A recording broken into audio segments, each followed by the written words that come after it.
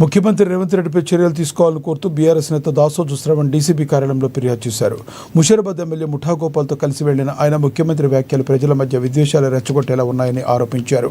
మాజీ ముఖ్యమంత్రి కేసీఆర్ను 100 అడుగు లోతులో తొక్కిపెట్టాలని అనడం అప్రజాస్వామికమని మండిపడ్డారు. బీఆర్ఎస్ దిమ్మలను కూల్చివేయాలని టీడీపీ శ్రేణులకు పిలుపునివ్వడం ద్వారా రెండు పార్టీల మధ్య గొడవలు పెట్టేందుకు సీఎం ప్రయత్నిస్తున్నారని విమర్శించారు.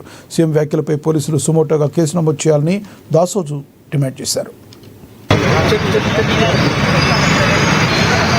పోలీసు వారు నిష్పక్షపాతంగా తప్పు ఎవరిదైనా తప్పే. The rule has to be applied equally to for everybody. అది ముఖ్యమంత్రి అయినా లేకపోతే సెక్రటేరియట్ లో చెప్రాస్ అయినా తప్పనిసరిగా చట్టం సమానంగా అప్లై కావాలా. ఇవాళ డీజీపీ గారికి మేము రిప్రజెంటేషన్ ఇచ్చినాం. పెద్దలు గౌరవనీయులు ముఠా గోపాల్ గారు, ముషీరాబాద్ శాసనసభ్యులైన ముఠా గోపాల్ గారి యొక్క నాయకత్వంలో డీజీపీ గారికి మేము వినతి పత్రం ఇచ్చాం. నిష్పక్షపాతంగా నిర్దత్తంగా సమాజంలో అశాంతి రెచ్చగొట్టే విధంగా రెండు రాజకీయ పార్టీల మధ్యన వైషమ్యాలు రెచ్చగొట్టి సమాజంలో హింసాయుత వాతావరణాన్ని రెచ్చగొట్టే విధంగా మాట్లాడిన రేవంత్ రెడ్డి పైన సుమోటో కేసులు పెట్టాలని చెప్పని, ఈ రేవంత్ రెడ్డి వ్యాఖ్యలను ప్రచారం చేసినటువంటి ఒక సామాజిక మాధ్యమాల పైన, మీడియా మాధ్యమాల పైన తగు కేసులు పెట్టాలా అని చెప్పని డీజీపీ గారికి విజ్ఞప్తి చేస్తూ మేము ఈ వినతి పత్రం ఇవ్వటమైంది.